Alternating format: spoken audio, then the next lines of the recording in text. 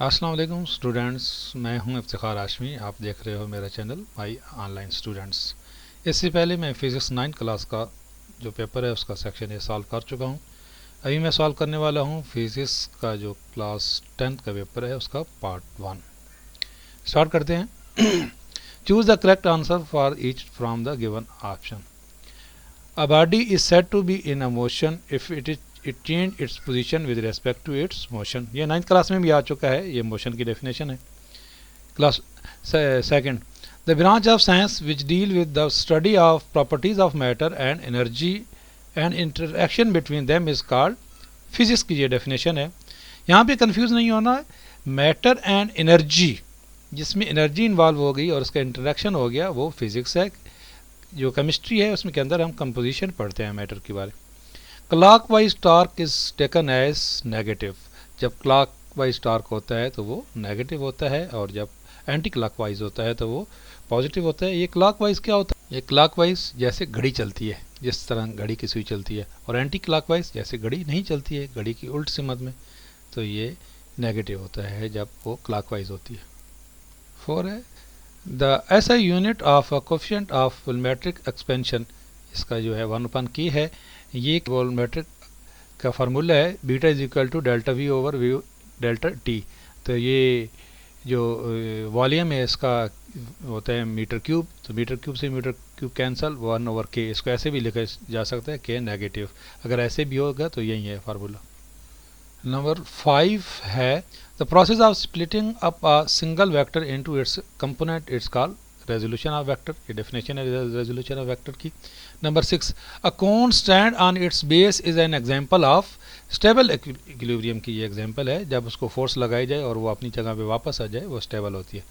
7 the value of G was determined by experimentally by. ये Cavendish ने की थी। वैसे ये जो लॉ है ये कंफ्यूज हो जाएंगे बच्चे कि ये न्यूटन का लॉ है, तो ये न्यूटन का लॉ यूनिवर्सल जो वो लॉ है, लॉ ऑफ यूनिवर्सल ग्रेविटेशन, वो तो न्यूटन ने पेश किया था, लेकिन जी की जो वैल्यू डिटरमाइन की थी वो कैवेंडिश ने की थी। 8 Newton first law of motion is also called law of inertia. ये पता है आपको। Rate of doing work is called power.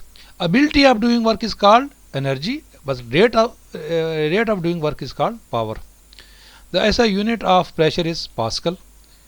11 when sunlight is passed through a prism, a set of 7 color is obtained. This set of color is called spectrum. 10 raised power minus 9 second is called nanoseconds. Sound waves cannot travel through vacuum. यही वजह है कि जो सूरज के अंदर जितने explosion होते हैं उसकी आवाज़ हमारे यहाँ तक नहीं पहुँच सकती। A virtual erect and dimensional image is always obtained from convex lens से ये हमें मिलती है। If Q is equal to 4, P is equal to 2, then the magnification of the mirror is 2।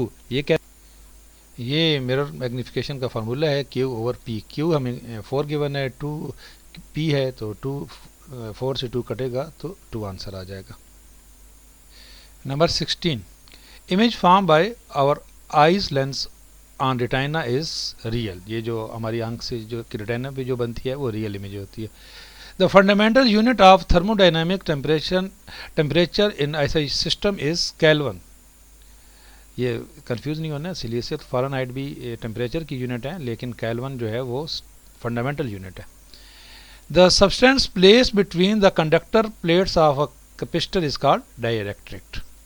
9 the space around a magnet which attract or repel other magnet is called magnetic field। जहाँ पे वो जिसकी magnet की जो repulsion है या attraction है feel हो सके। Work is negative if angle between displacement and force is 180 का जब एंगल होगा तो वो वर्क नेगेटिव होगा। In P type semiconductor most of current is carried by holes, electron नहीं, प्रोटॉन नहीं, होल्स।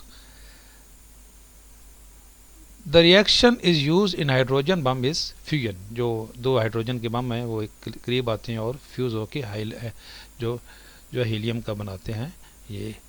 तो ये था हमारा जो पूरा पेपर था, ये देखें ये सॉल्व हो गया। इंशाल्लाह ताला हम नेक्स्ट मैथ का पेपर भी सॉल्व करेंगे। तो अगर ये आपको मेरी एफर्ट पसंद आई है तो इसको प्लीज़ लाइक कीजिएगा, शेयर कीजिएगा, ताकि दूसरों का भी फ़ायदा हो सके। ठीक है, थैंक यू, अल्लाह हाफिज़।